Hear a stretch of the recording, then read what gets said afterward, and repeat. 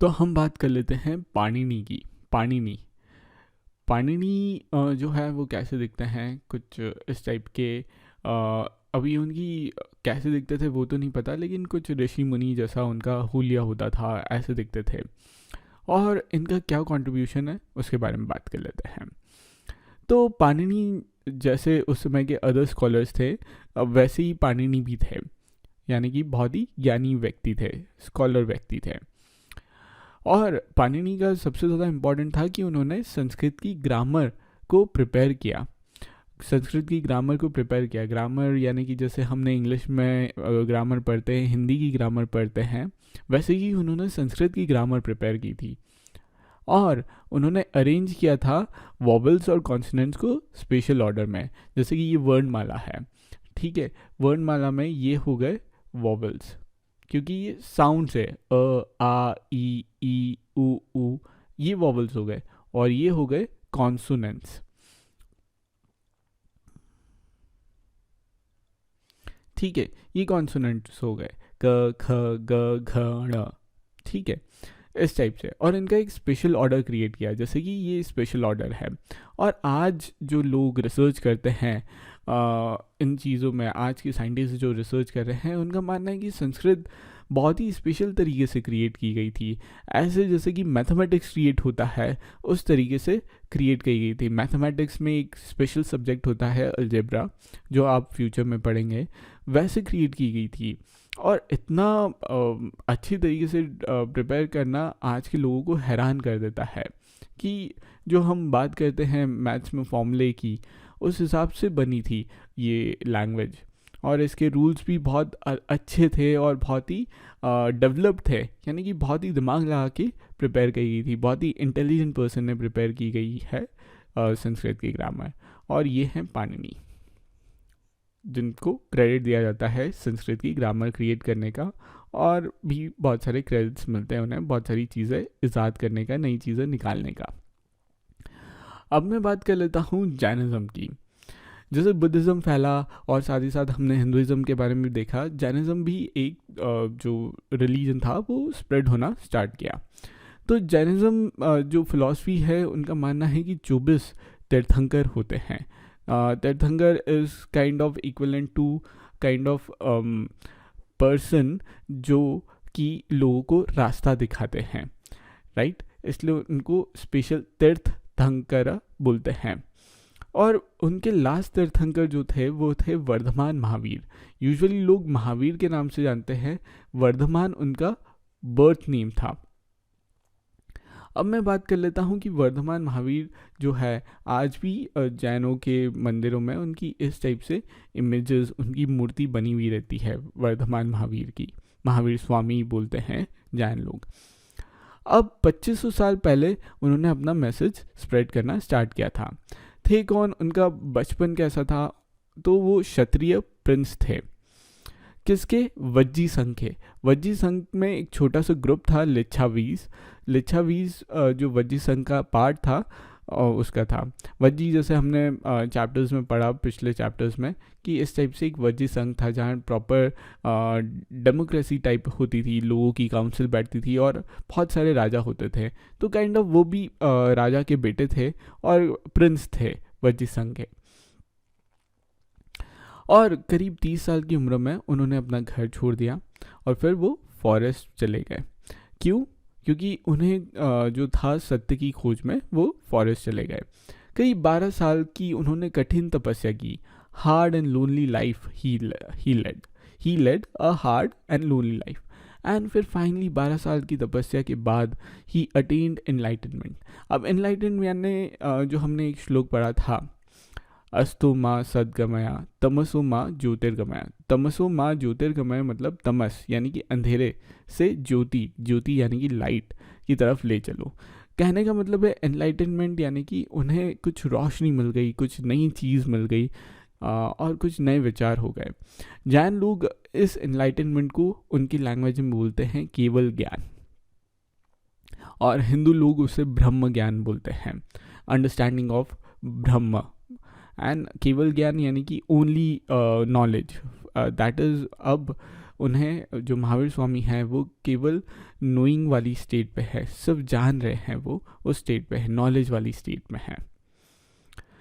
उन्होंने जो सिखाया लोगों को वो बहुत सिंपल सा डॉक्ट्रिन सिखाया। डॉक्ट्रिन यानी कि उनके जो उपदेश थे, तो सिंपल सा उपदेश ये था कि मेन एंड वुमेन जो सत्य जानना चाहते हैं, जो जीवन का असली मूल जानना चाहते हैं, उन्हें अपने घर को छोड़ना पड़ेगा।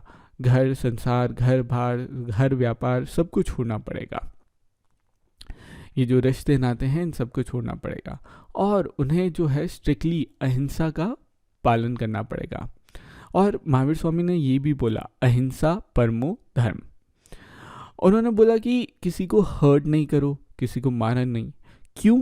महावीर स्वामी का कहना है कि हर इंसान, हर प्राणी, हर जानवर, हर जीव और जंतु, all beings, said Mahavir, long to live, to all things life is dear. सबको अपनी लाइफ प्यारी है।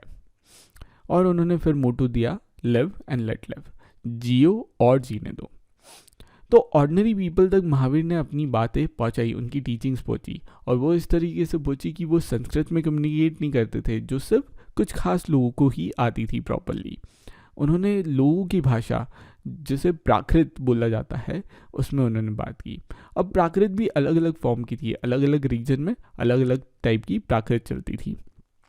फॉर एग्ज़ाम्पल, जैसे कि फॉर एग्ज़ाम्पल आपने देखा होगा हमारे इंडिया में प्रेजेंटली अलग अलग रीजन में अलग अलग लैंग्वेजेस चलती हैं, और लैंग्वेजेस भी वेरिएशन होते रहते हैं लैंग्वेजेस में। जैसे कि फॉर एग्ज़ाम्पल भोजपुरी है तो पार्ट हिंदी का, लेकिन देखा जाए तो थोड़ी अलग ही लैंग्वेज हो जाती है भोजपुरी।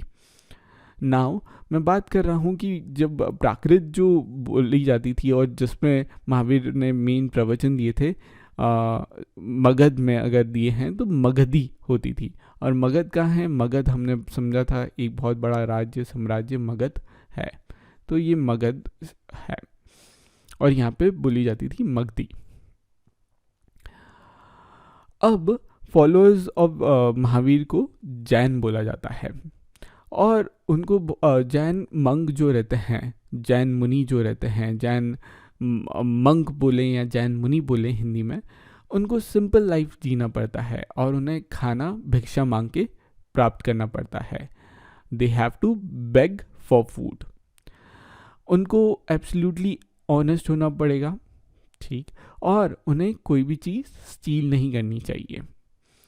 उनको सेलिबेसी यानी कि ब्रह्मचर्य यानी कि शादी नहीं कर सकते हैं, उसका भी पालन करना पड़ेगा।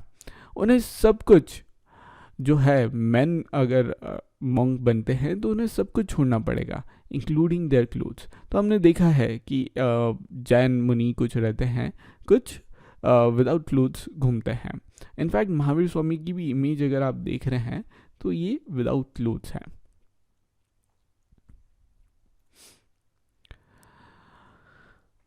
अब जैन वर्ड जो आया है वो जिन से आया है, और जिन का मतलब होता है कॉन्करर, जीतने वाला। जीतने वाला या जिन से जैन वर्ड आया है।